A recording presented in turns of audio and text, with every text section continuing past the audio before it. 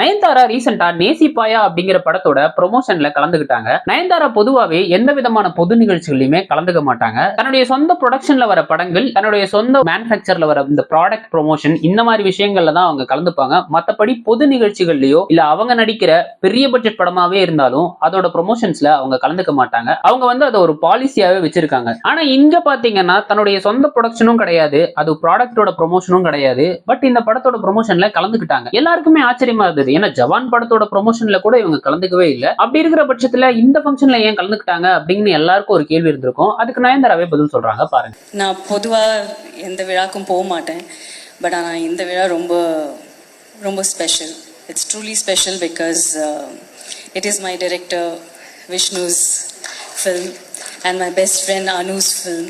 So this is like almost like a family event for me. So there's no way I would have said no to this.